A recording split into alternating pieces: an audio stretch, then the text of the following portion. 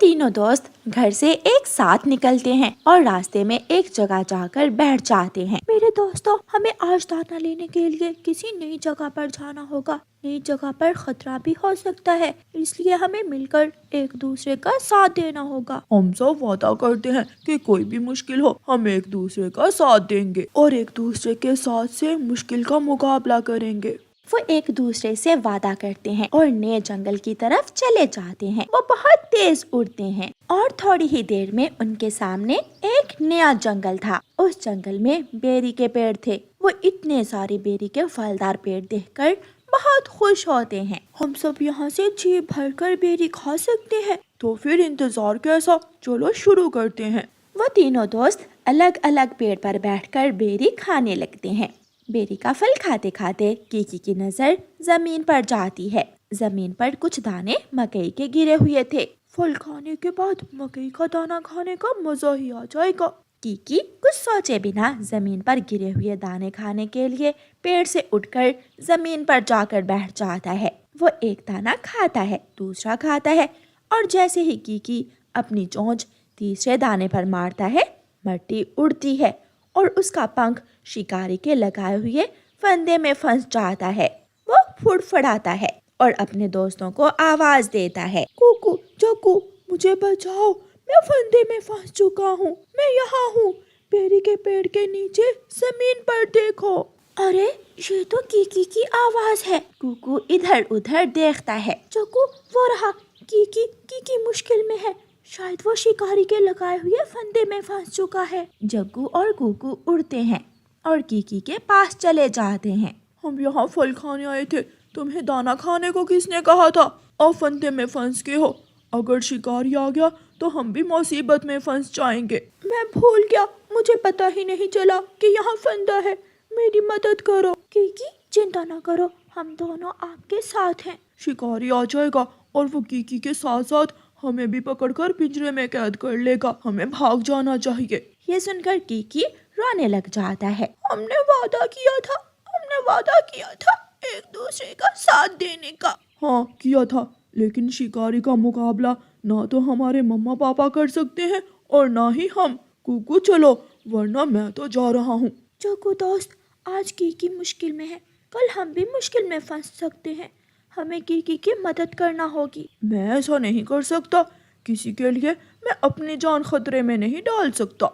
जग्गू ऐसे कहते हुए वहाँ से उड़ जाता है और वापस अपने जंगल चला जाता है। कुकू थोड़ी देर वहाँ बैठकर सोचता है कि अब उसे क्या करना चाहिए। फिर उसे अपनी मम्मा की बात याद आती है। कुकू बेटा, जब भी किसी मुश्किल में हो तो परेशान होने की बजाय ज्ञान से काम ले और मुश्किल का मुकाबला करे। कुकू उड़ता है और ऊंचे पेड़ पर बैठकर इधर उधर देखता है। उसे दूर दूर तक शिकारी नजर नहीं आता है। अभी शिकारी दूर है, मुझे शिकारी के आने से पहले पहले किसी की मदद लेनी होगी। कुकू ऊंचे आसमान में ऊंची उड़ान लेता है और उसे थोड़ी दूर एक तोता और तोती बैठे हुए नजर आते हैं। कुकू उनके पास जाता है। अंकल, मेरा दोस्त शिकारी के फंदे में फंस चुका है, मेरे दोस्त की मदद करें प्लीज, मेरे दोस्त को बचा लें। कहाँ है आपका दोस्त? वहाँ बेरी के पेड़ के नीचे। भतीजी, जमीन पर शिकारी हमेशा लोहे का फंदा लगाते हैं जिसे हम चोंच से काट नहीं सकते, लेकिन हम मेरे दोस्त का पंख फंदे से आजाद तो कर सकते हैं। जल्दी चलो, हम जाकर देखते हैं। कुकू तोते और तोती को साथ लेकर कीकी के पास पहुंच जाता है। इस फंदे से आजाद होना बहुत मुश्किल है। छोटे पक्षी, आप ऊंचे पेड़ पर बैठकर शिकारी पर नजर रखो, मैं और तुम्हारी आंटी कुछ करते हैं। कुकू तुरंत उड़कर ऊंचे पेड़ पर बैठ जाता है और मिठू अपनी पत्नी से कहता है, हरियाली, इस छोटे पक्षी को और फंदे को झाड़ियों में घसीट कर ले जाते हैं, ऐसे अगर शिकारी आ भी गया तो वो हमें देख नहीं पाएगा। आप एक तरफ से पकड़े, मेरे पंख में बहुत दर्द है। बेटा हौसला रखो, बहुत जल्द आप फंदे से आजाद हो जाओगे। फिर तोता और तोती कीकी को घसीटकर झाड़ियों में ले जाते हैं। कुकू दूर से शिकारी को आते हुए देख लेता है। कुकू जल्दी से उड़कर झाड़ियों में आता है। अंकल तोते, दूर शिकारी आ रहा है, वो जल्दी यहाँ पहुँच जाएगा। बेटा मैं जानता हूँ आपके पंख में दर्द है, लेकिन अब शांत रहना होगा, अगर हम बोले तो शिकारी हमें देख लेगा। मैं दर्द बर्दाश्त कर लूंगा। बेटा, आप उठकर दूसरे पेड़ पर बैठ जाओ और हम यहाँ झाड़ियों में छुपकर आगे देखते हैं। कुकू उड़ता है और पेड़ पर बैठ जाता है। शिकारी भी तेजी से भागता हुआ उसी जगह पहुंच जाता है जहां उसने फंदा लगाया था। अरे, मेरा फंदा कहाँ गया? ना फंदा है और ना ही कोई शिकार, ये कैसे हो सकता है? शिकारी हैरान होकर इधर उधर देखने लगता है। तोता और तोती कीकी के पास बैठे हुए थे। वो सब खुद को झाड़ियों में छुपाने की पूरी कोशिश करते हैं। शाम होने वाली है और फिर अंधेरा बढ़ जाएगा। मैं कल आकर अपना फंदा ढूंढ लूंगा। ऐसे सोचकर शिकारी वापस चला जाता है।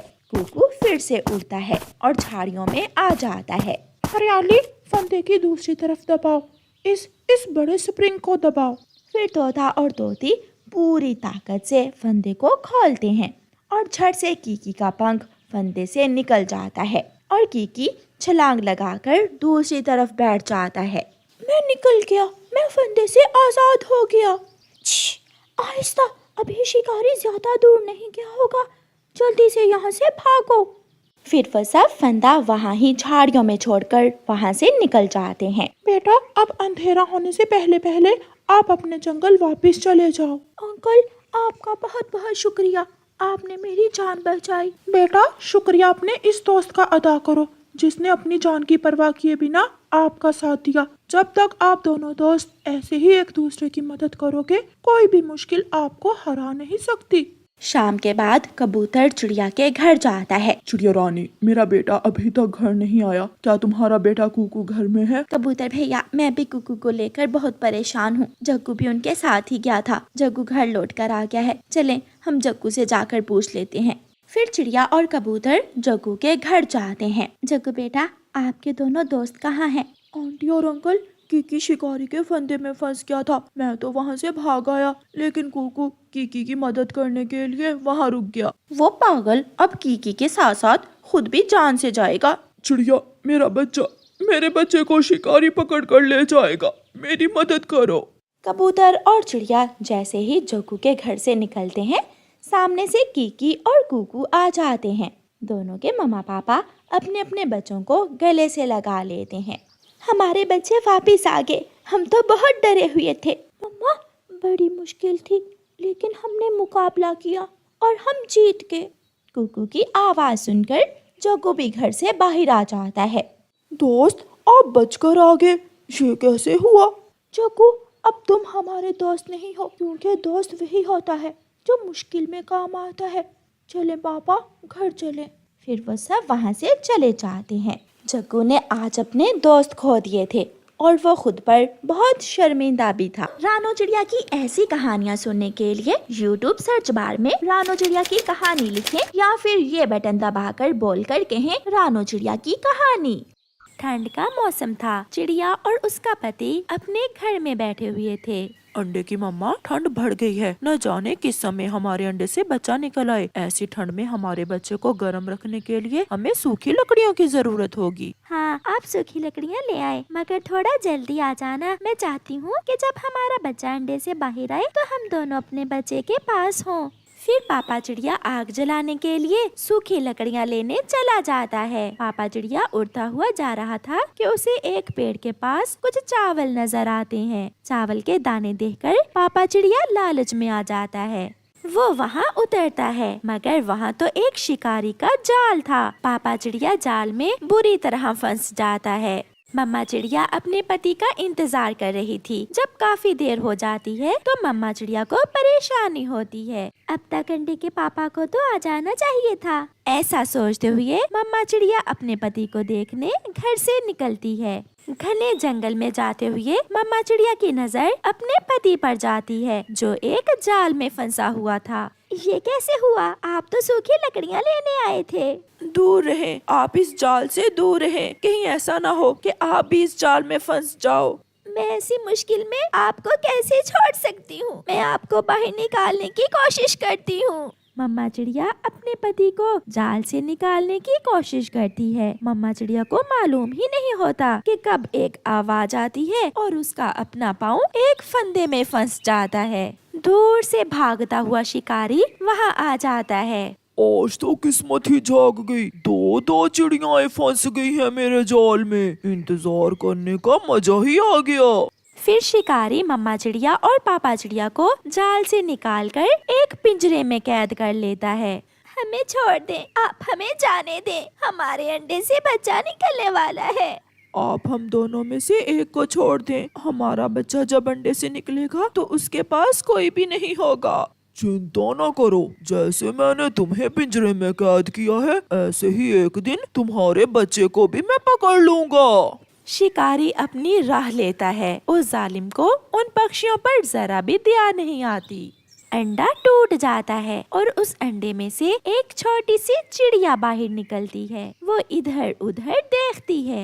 यहाँ तो कोई भी नहीं है। मेरे मम्मा पापा कहाँ चले गए? शायद मेरे लिए दाना लेने गए होंगे। मुझे इंतजार करना होगा। जब मम्मा पापा घर आएंगे तो मैं छुपकर उन्हें डरा दूंगी।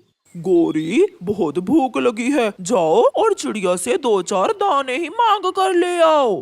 कालू, उनके घर में भी बच्चा आने वाला है, न जाने चिड़िया मुझे दाना दे भी या ना दे। अगर ना देगी तो वापिस आ जाना, एक बार जाओ तो। फिर गौरी अपने घर से निकलती है। वो चिड़िया के दरवाजे पर दस्तक देती है। मम्मा पापा आ गए, मगर मैं तो छोटी हूँ, मैं दरवाजा कैसे खोल सकती हूँ? दरवाजे पर फिर से दस्तक होती है। मम्मा पापा, मैं कैसे दरवाजा खोल सकती हूँ? आप खिड़की के रास्ते ही अंदर आ जाएं। ये आवाज रानो की तो नहीं है। फिर गौरी कव्वी खिड़की के रास्ते रानो चिड़िया के घर जाती है। आप तो मेरी मम्मा नहीं है, क्या आप मुझे खाने आई हैं? नहीं बेटी, मैं आपकी पड़ोसन हूँ। क्या पड़ोसी अच्छे होते हैं? वो छोटे पक्षियों को खाते तो नहीं है? बेटी, पड़ोसी बहुत अच्छे होते हैं। आप घर में। मिठू तोता शिकारी को जाते हुए देख लेता है। चिड़िया और उसका पति तो पकड़े गए। बहुत बुरा हुआ चिड़िया के साथ। तोता वहाँ से भागता है। मैं इस बच्ची को अपने साथ ले जाती हूँ। जब इसके मम्मा और पापा आएंगे तो वो इसे ले आएंगे। चलो बेटी, आप मेरे साथ मेरे घर चलो। फिर गौरी छोटी चिड़िया को अपने साथ ले जाती है। गौरी जल्दी दरवाजा खोलो, बहुत बुरा हुआ। क्या हुआ मिठू? गौरी, चिड़िया और उसके पति को शिकारी पकड़ कर ले गया है। छी, मिठू आहिस्ता बोलो। उनके अंडे से अभी बेटी निकली है। मैं उसे अपने घर ले आई हूँ। अगर उसे मालूम हुआ तो वो रोने लग जाएगी। फिर गौरी कव्वी कालू कव्वे को घर से बाहर बुलाती है।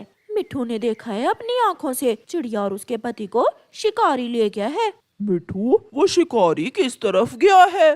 पश्चिम वाली इंसानों की बस्ती की तरफ गया है वो शिकारी। गोरी, तुम छोटे बच्चे का ध्यान रखो। मैं और मिठू इंसानों की बस्ती की तरफ जाते हैं। अपना ध्यान रखना। फिर कौवा और मिठू तोता इंसानों की बस्ती की तरफ चले जाते हैं। आंटी, मेरे मम्मा और पापा कहाँ हैं? मुझे बहुत ठंड लग रही है। बेटी, आपके मम्मा और पापा आपके लिए गर्म स्वेटर लेने गए हैं। वो आपके लिए बहुत सुंदर सा स्वेटर लेकर आएंगे। फिर गौरी कव्वी आग जलाकर छोटी बच्ची को गर्म रखने की कोशिश करती है।